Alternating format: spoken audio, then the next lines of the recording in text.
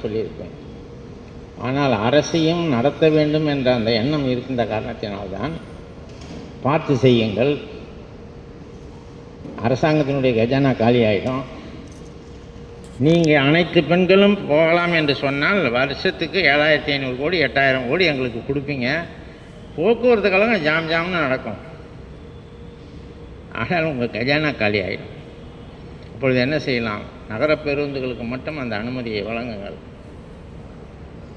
அப்படி அந்த அனுமதியை வழங்குவதற்கு அது அந்த கோரிக்கைக்கு வலு சேர்த்ததற்கு முக்கிய காரணம் என்ன? இன்றைக்கி 1ஆம் தேதி உங்களுக்கு சம்பளம் கிடைக்கும்.